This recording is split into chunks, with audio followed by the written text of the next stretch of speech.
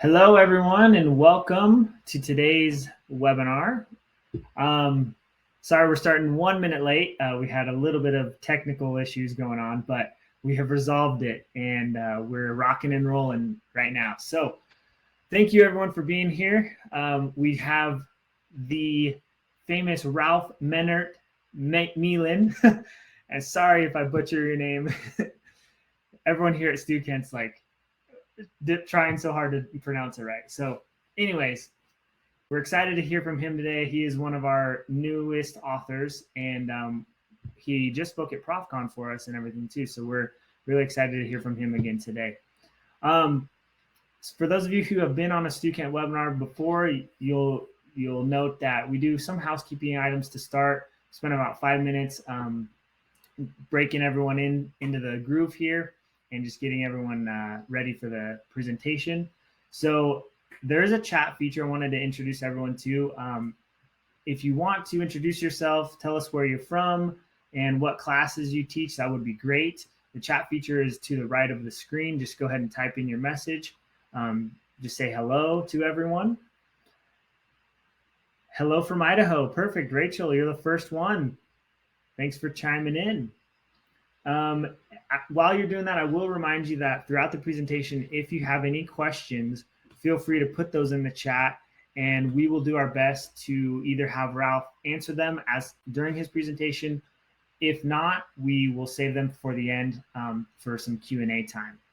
Steve from New Jersey, nice to have you. And Tom from Minnesota. Manuel from Rexburg, BYUI students, software testing, nice. Thanks for being here. Awesome. Okay, so we have, let's see. I got my agenda over here, so that's what I'm looking at, if you're wondering. I did want to say thank you for being on this event. As you know, StuKent does host a lot of events throughout the year. If you want to stay in the loop with our upcoming events and see what else we have in store in the next month or two, you can go to stukent.com/events. And Jacob, if you can put that in the chat. Jacob's on our back end. He's my tag team here. So everyone can see where to go and what to check out in the next upcoming months. There it is. Awesome. So as you all know, we will be talking about personal finance and more specifically the courseware that Ralf recently wrote for us. And before we begin with the presentation, I wanted to just take a few minutes to share a video that talks about the courseware and also the personal finance simulation. So we will go ahead and play that real quick. Financial literacy is the foundation of lifelong success. But it's not easy to give students relevant, hands-on experience with personal finance concepts. At least not without making your job as an educator more difficult, right? That's why StuKent built Mimic Personal Finance and created its accompanying Personal Finance Essentials courseware. Together, these products give you powerful yet easy-to-use resources to teach core financial literacy principles, such as setting and achieving personal financial goals, creating and following a monthly budget, understanding wages, salaries, and employment benefits, improving a credit score, and so much more. The Personal Finance Essentials courseware contains 15 engaging chapters and over 80 resources for educators, including pre-made lesson plans, engaging assignments, auto-graded quizzes, and lecture slide sets.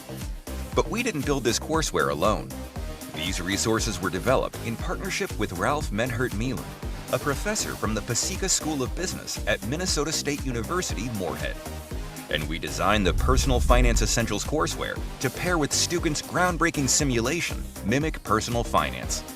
This simulation doesn't just gamify financial concepts, it realifies them by adding real-world opportunity costs to students' financial decisions.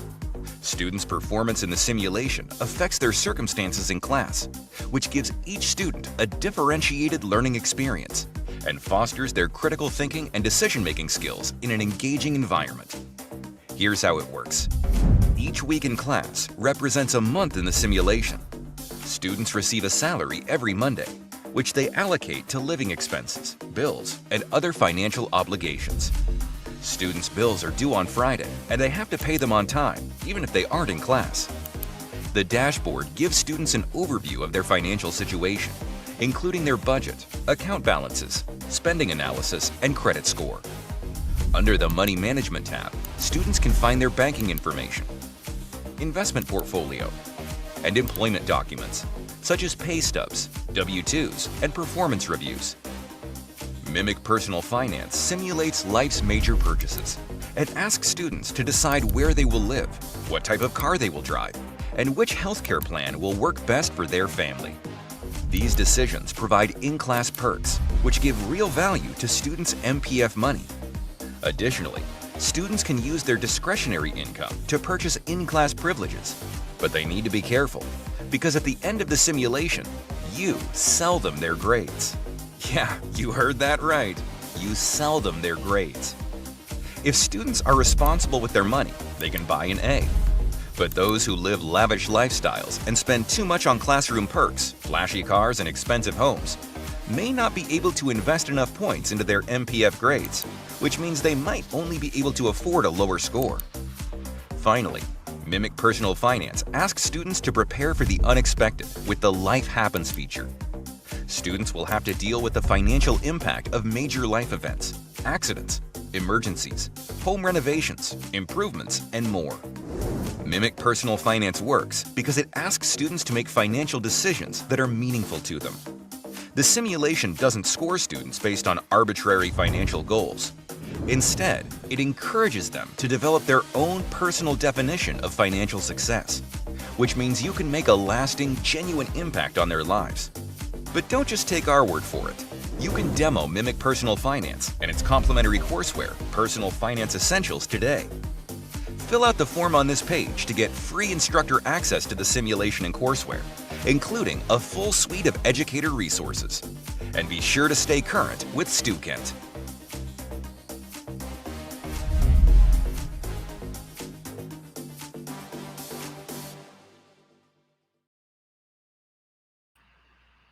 All right, so that was a little bit about the courseware Personal Finance Essentials, as well as the Mimic Personal Finance Simulation.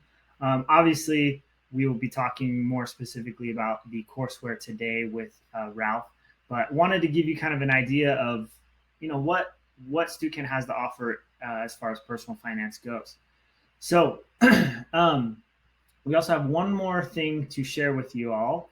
We have the Personal Finance Essentials sample syllabus download. Jacob, if I could have you pull that up for everyone. There you go. You can download that today and start checking it out and read it throughout the presentation. And then if you have any questions, obviously Ralf is here to help out, and you can ask him your questions, concerns about it, and everything, and see if it can apply to your class. All right. So without further ado, I'll go ahead and introduce our speaker for today. Ralf Mehnert-Meland holds a Juris Doctor from George Washington University, a Bachelor of Arts in Marketing and International Business from Carthage College, and a degree as a banker in his native Germany. He has published 3 books on the ECU, the predecessor to the Euro and the European Central Bank. Ralf has significant business experience in developing domestic and international business in the ERP, cloud, agriculture, healthcare industries. He is a licensed attorney and has worked in global executive management positions in the United States and Germany. Ralf is currently an assistant professor at Minnesota State University, Moorhead, where he teaches business law, ethics, and personal finance. His teaching philosophy is keep it simple, keep it real, and make it relevant for the students. He learned about personal finance from his teaching, jobs, and real-life experiences, but mostly from making mistakes and learning from them. So we're excited, Ralf. Thanks for being here. I will turn the time over to you. My pleasure. Thank you so much. So you heard I'm from Germany, so expect a cute German accent throughout the presentation. I do apologize for that. So I have an accent and I mumble a little bit, and when I get excited, I speak too fast. So you'll have to deal with that. My apologies. So I'm very excited to talk about this book. So just by way of background, yes, I'm an attorney, but I've always worked on the business side of things. And as we said, I've made mistakes in my own financial lives. And the reason that I ended up writing this material is actually very simple. I took over a class from a colleague who retired and decided to put my own materials together. So as I was putting my materials together and using his outline, basically, I was thinking, nah, this is too easy. They know about, credit scores, and they know about lease agreements, and, they know about, making payments on time and what have you. This is way too easy. So I put this together thinking it was going to be, I'm going to have to rewrite this whole thing at the end of the semester, or maybe even during the semester, because there's no way that this is going to be relevant. Well, it turns out it was really relevant, because my students here at college, they are all 19, 20, 21 years old, gave me feedback and said, this was amazing stuff. This was really cool that somebody is teaching us that, and we never knew about X, Y, and Z. And I'm like, what do you mean you didn't know about X, Y, and Z? Didn't you learn that in high school? Didn't you learn that in middle school? And the answer was no. And so I did some more research and found out that, there is a need for personal finance curriculum that is beyond just here's how you invest. I'll make fun of my children here. They're 25 and 23. I'll make fun of them throughout the next half hour. But if I ask my son Alexander about personal finance, he will tell me everything he knows about cryptocurrencies. And I'm like, no, that's not personal finance. That's something else. So his view is that personal finance is investing, is cryptocurrencies and all the sexy stuff. Well, it really isn't. And we had good conversations with him and my daughter as well, and, about things like paying your credit cards on time and how important a credit score is, and how important it is to make a budget, to have an idea where you're going to go and what you're going to do. And as we talked about, the life happens events. My son just got engaged, and he's luckily in the military. He's in Air Force, and he'll have a good income. But he also needs to think about, okay, now I'm going to get married. At some point, there will be children and maybe a house and all these things. And very often the kids don't even think about it. So that's the background why I put this together. And the idea was, I'm going to share my screen here. The idea was to keep it really, really simple. Not too simple, but really simple, and more importantly, keep it relevant. And I'm going to spend a couple of minutes here talking about what I've learned in the last couple of years about where we are in personal finance in the United States. And by the way, it's not just a problem over here. It's the same issue in other places as well. What I found out is that students who come into college had limited education on personal finance at home. And I'll give you a theory about that a little bit later. They've had limited instruction at high school. The instructors they have had different levels of preparedness. They may not even themselves be as firm as they should be on the topic. And very often teaching, as I mentioned, is about investing, not about personal finance, the bigger picture. So what happens is a lot of the students get information from friends on social media. What can possibly go wrong, right? If you learn about cryptocurrencies from social media, you're going to be really good at investing. I'm being sarcastic here right now, just in case that wasn't clear. So, there's a lot of things that are wrong in the current environment, because the children, the students don't get taught well enough. Now, if you look at it from a bigger picture perspective, I pulled some statistic together where a good half of Americans believe that their financial situation is excellent or good, but another 43% do not believe that. They believe it's only fair or poor. And that's not necessarily a matter of how much money they make. It's maybe a matter of they don't know how to spend it, or where to spend it, and what to pay off first if they have debt and what have you. So we have an overall issue when it comes to this financial self-assessment, that people say, yeah, we are not financially maybe secure, we also need help. And if you do a little bit more research, you find out that the same 43% or the same percentage, they want more help. And that's on average, right? This includes the people like myself who have had maybe more experience, and that includes the person who is 18 just starting out with a new job and not realizing that they have to spend a certain amount of money on taxes. You would be surprised, right? So anyway, I also looked at what are we doing at the high school level.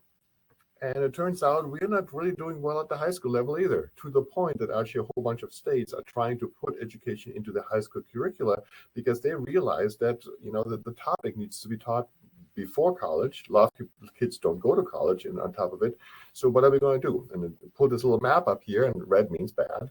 Orange means not so bad. Yellow means sort of badish, and the green is, there's some good stuff happening here. But you can see that a big part of the country, of the states, really don't do well when it comes to personal finance education in the high schools. And this is where I personally believe it needs to happen, but that's something later on. You may have heard that I think it was Florida just a couple of weeks ago announced that they're going to put more emphasis on personal finance in the curriculum. So we see a movement, but we have a whole group of people who really have little or inadequate education when it comes to the topic. So, hope I'm not boring you. Here's my theory, and I may be totally out of whack with this, but here's my theory. So, if you look at things generationally, which I love to do, by the way, is the children who are, or the students. So I call them children. It's an age thing. The students who are in college right now, they're Gen Zs. Right? 95 to 2010 birth years, roughly, give or take, depends on who's counting. Their parents are millennials and Generation Xers. Generation X is after 1964. Now, when you look at it from a generation perspective, the baby boomers before 1964, they were really good at money because their parents or they themselves had to go through some real tough times, whether it was the wars, whether it was the Great Depression. They really had to learn how to deal with money. Now, one of their things as a generation is they wanted to make sure that their children were doing better than they did. And so what I believe happened is that the baby boomers and later generation probably took a little bit too much care of their children and really didn't teach them the topic well enough at that point. Now, those parents then, the Generation Xers as being parents to the millennials or the Generation Zs, they themselves don't have the knowledge. And that is why we see a very low penetration of really good education coming from the home. Now, the good news is, quote unquote, that the Generation Z students, our current students, they're really worried about finance. And we'll talk about that in a second, because they had one big event. It's actually the big event that according to literature, really defined the generation, which was the Great Recession, right? 2008, 2009, if you're my age, you remember this. We had the Great Recession. Nobody knew how it happened or how it started in the beginning or how it could start, but it went really fast. And that was the event that actually impacted Generation Z. Either they were old enough to realize what was going on, or they were young enough or still too young, but they lived with the fallout afterwards for the next 5 or 10 years. So we actually have a generation now that is worried about finances. The interesting thing is they're not worried about making a lot of money. They're worried about having enough, which is interesting. So we have a generation that really wants to learn about this. And like I said, they don't get it from maybe school, high school, or college. They get it from social media and friends, which is an issue. But the good news is we have a generation that actually wants to learn about this, which is awesome. Generation Alpha, or whatever they're going to call themselves, after 2010, we don't know yet what they're going to do, but it feels like that they also are more cognizant of money and finances in general. Yes, they will spend $6 on a cup of coffee, but they also will try to get a good deal on buying a car, for example, or maybe not sharing a car, whatever it may be. So it's an interesting generational approach. Again, I may be totally off my rocker, but I want to give you some background on where I think things are going and where they're coming from. Let's go next slide here.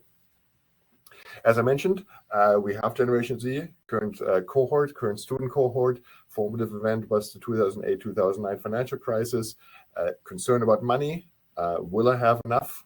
As opposed to I want to be rich. And we also have a whole bunch of changes that happened in the last 10, 15 years. So think about social media as instructor, right? I get my information from TikTok. I just learned on a commercial yesterday that I have to twist my my herbal, my little shake, and don't shake it, twist it. Learned that from TikTok. We have a whole bunch of new technology coming in. It's called fintech. A lot of changes to the banking environment. Think about Venmo, right? 83% of Venmo's users are under 34. If I tell my son to write a check, he doesn't even know what that is anymore, right? I mean, he'll be nice and pretend, but he doesn't. I mean, he pays me with Venmo. He was actually thrilled that I knew what Venmo was. I'm like, dude, my generation invented this stuff. But anyway, you have a lot of cashless and online transactions. Why is this important? Well, it changes how your money flows. It changes how you spend your money. It changes the way that you actually have the ability to see what you're actually spending, right? Think about the old checkbook and ledger, and you needed to make sure that you knew what you were spending. That's all gone, right? All of a sudden, everything is online. I can spend 15 things today, and I may not even have the ability to figure out what I've spent and realize that I've spent too much, overspent, that my credit card bill is due in 4 days. I don't have enough money in my checking account, whatever it is. So you have the speed element as well that actually does make a difference when it comes to how finances are being handled. So in summary, not enough teaching, insufficient preparation maybe by the instructors, focus on investing, rapid changes on how we do personal finance. And then again, I'm not trying to make fun of social media, but social media as the instructor, right? With varying degree of quality of instruction. So putting all that together, as I mentioned earlier, I decided to actually put something together as course material that may help instructors actually address the issue, learn something themselves. I learned a lot in this process, by the way, to be very frank, especially about the new technologies. Learn something themselves and then pass that information on to the students. And as we said before, the important part, I believe, and I do it in my teaching as well, is you got to keep it simple. You got to keep it relevant. And as I mentioned, we are now dealing with this generation that wants to learn about this. So it's actually good for us and easy for us to keep something relevant and give them the information that they need. So how did we do that? General approach that I tried to take was a holistic approach beyond investing. Okay, investing is an important part. We deal with that as well, but there is more to it. There is making a budget. There is what's your financial philosophy. There's credit scores, how to pay off a credit card bill, how to, what to look at when you sign a lease, when you have to pay your money, how much you have to pay. What is a mortgage? How do you get a mortgage in the first place? What's the process? How expensive it is? And all that stuff. Assume little, incorrect, or incomplete knowledge. It's not trying to make fun of the students. It's just like, there is little knowledge, there's incorrect knowledge, or there's incomplete knowledge. I had a whole discussion with somebody who believed that it was not important that you made your credit card payments on time because there was no impact on your credit score. And like, no. That's the big one, right? That's a third of the credit score right there. Teach to the concern of the current cohort, right? Will I have enough money? Not will I be rich? Will I have enough money? I have students in my classes who are 18, 19 years old who have actually started to invest and put money aside for retirement, right? This is like, wow. At 18, I was not thinking about retirement. I was thinking about a new car, right? Stick to the basics, keep it simple, make it practical, and examples. The theoretical stuff is important, but if you give examples that really, really resonate really well with the students. Just to give you an idea, one of the best practices, we'll talk about it coming up here. One of the best practices in the book is going to be, when you get your car insurance, make sure you get insurance where glass is covered automatically. Little practical thing, just throw it in there, and hopefully a student or students will actually remember that when they get the car insurance, and they will get the glass coverage built into the insurance period. Let's skip over this. From a chapter perspective, as we said, we have 15 chapters. I tried to match it up with a normal semester, and we really start out with the basics, right? What are personal goals? What's the financial philosophy? Do you want to be rich? How are you going to get there? Do you want to have a big house when you're 25? How are you going to get there? Do you want to travel when you're 30? How are you going to get there? You're going to have 6 kids? How are you going to pay for them, right? To actually have them think about what's important to them from a financial perspective. Not just, I want to be rich, not just, I want to do X, Y, and Z, but really start thinking about it. And they have to put a plan together to actually say, this is what's important to me. I have a whole chapter on how you earn money. I found out that most of my students did not know things like the difference between salaries and wages. Most of my students didn't realize how much money you actually put aside or have to put aside in taxes and Social Security payments and FICA and FUTA and all those things. So I actually talk about it. We actually go through a pay stub to say, here's the things and here's why those things are a certain way. I go into budgeting. We actually have a semester-long process where I first have the students look at their current expenses, put them into buckets, and then decide what they want to change and what were the surprises in the budget and how to adapt that budget going forward. We talk about borrowing money. A lot of students have experience with that through student loans, for example. Again, I do this at the college level. So they have a general idea of how borrowing works, but very likely their parents co-signed that thing and they never read the agreement in the first place. So they don't really realize when payment starts, how quickly they will pay it off and the pitfalls with it. Found out, did some research, and I found out that the average student wants to pay off their student loan, college student wants to pay off their college student loan within 6 to 7 years. That's what they want to do. Reality is 15 to 20. Okay, so there's a whole bunch of information I give to the students in the outline or in the courseware to say, listen, yeah, you may want to think you're going to do that, but reality is it's probably going to take you 10 to 15 years or 15 to 20 years to actually pay it back. We talk about banking and insurance, right? We talk about things like a little agreement you have to sign, the fees you have to pay, how banking works in general when it comes to checking accounts, savings accounts, what kind of different accounts are out there. On the insurance side, what's important insurance to get? What are ways for you to save on insurance, for example? Talk a little bit about if you increase your deductible, your rate will come down, but if something happens, you have to pay more on your own. Spend a lot of time on credit and debit cards. I'm of the group who believes that credit cards are a good thing. I use it all the time. I mean, I barely carry cash nowadays anyway. So I don't believe you should not have a credit card. I believe you should understand how to use it properly, especially the paying it back and what have you.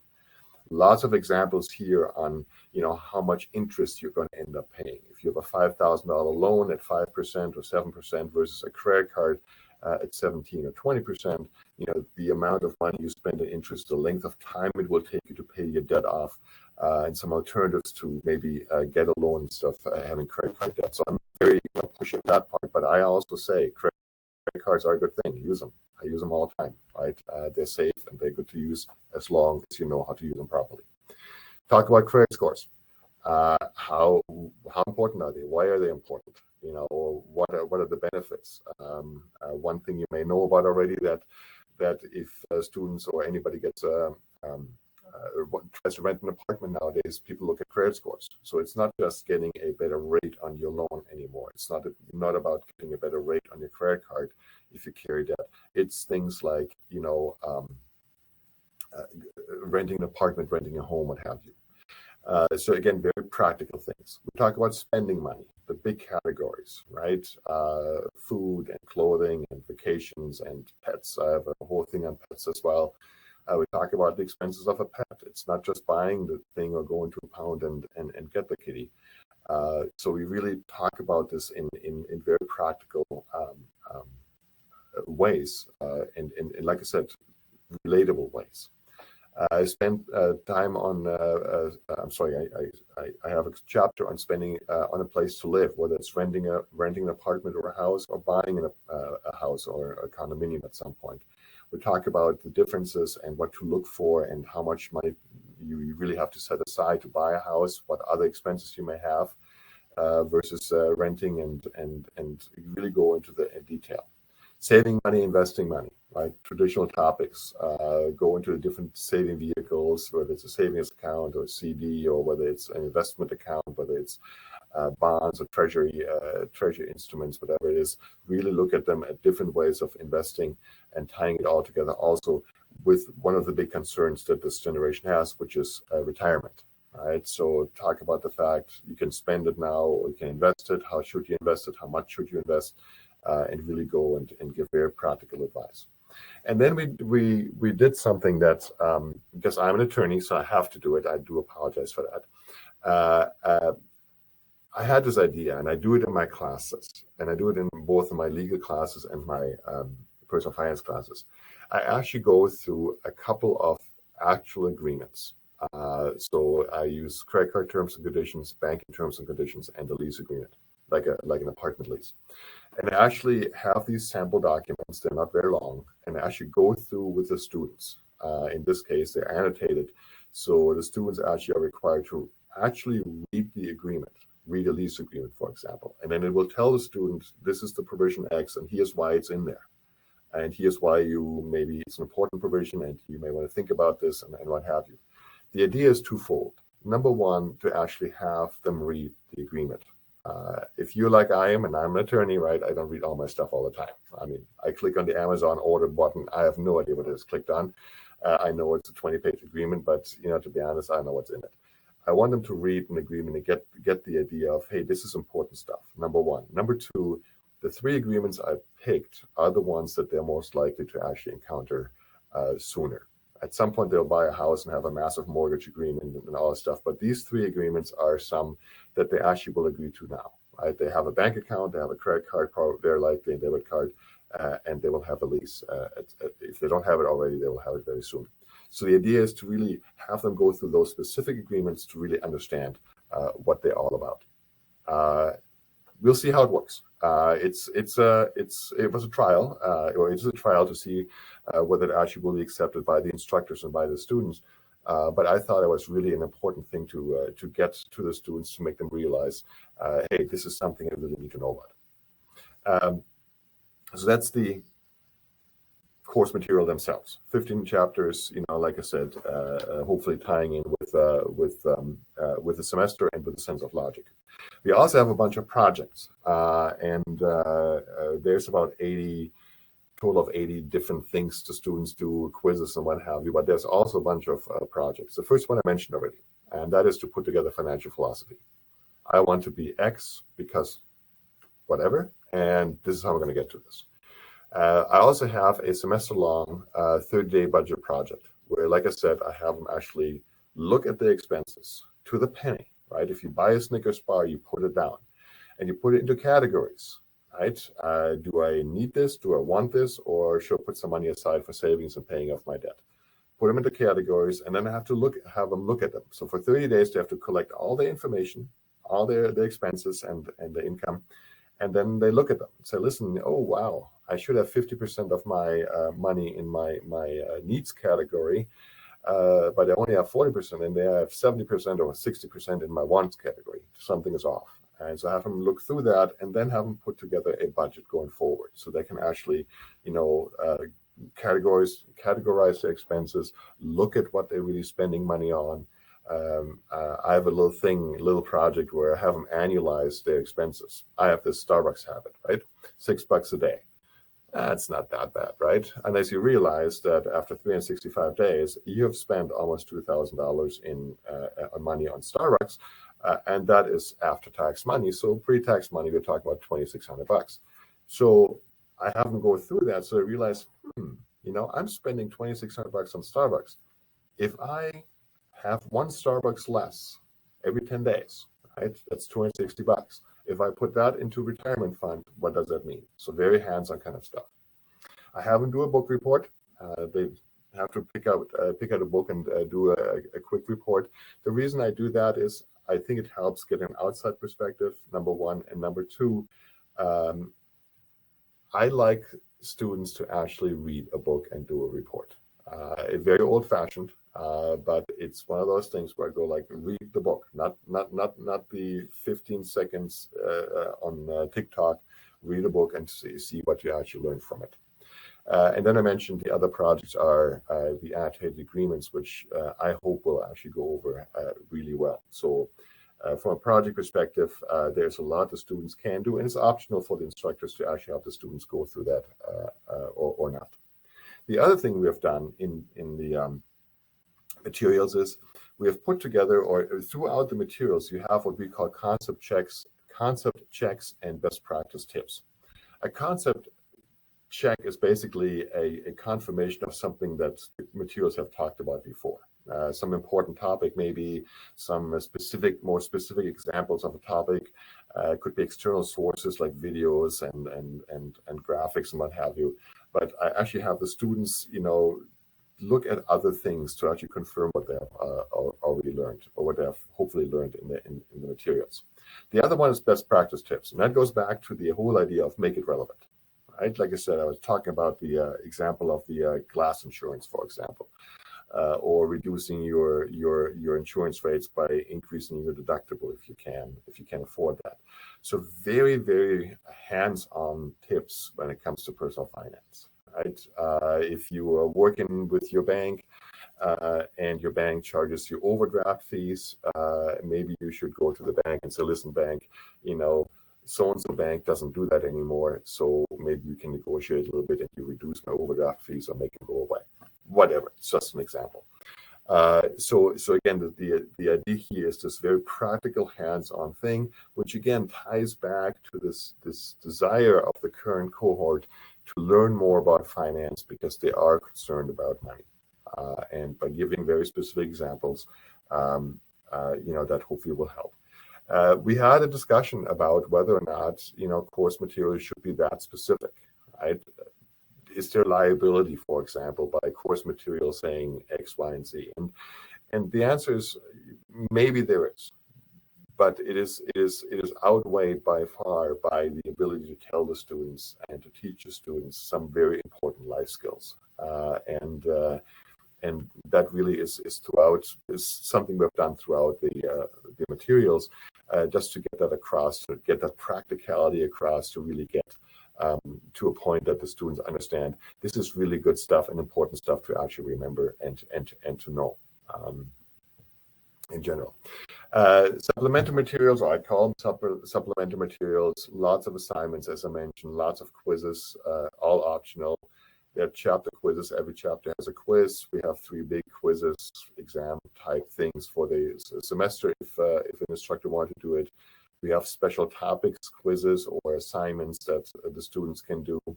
We have lesson plans, sample lesson plans for the instructors, slide decks for every chapter. There's a really nice glossary put together with all kinds of different terms. What does an interest rate? So this again, very specific terms, very simply put together. Not the legal definition, not the high finance definition, but very hands-on kind of stuff. This is what it means. Again, ties back to the whole idea of making things hands-on. So that's what I had for you. I hope it wasn't too long, but if there's any questions, let me know. I'm happy to talk about them and answer them if I can. If I can't, I make the answer up.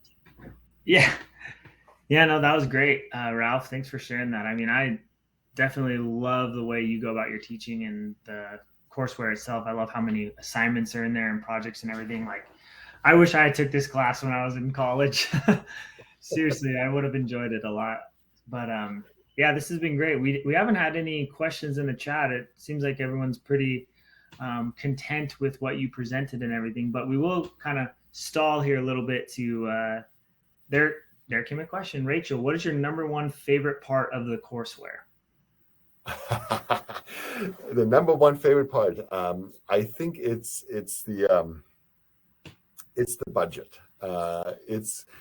And here's the way I've set it up. There's this theory that 50% of your budget should be in the needs items, 30% in the wants items, and 20% in savings and paying off your debt.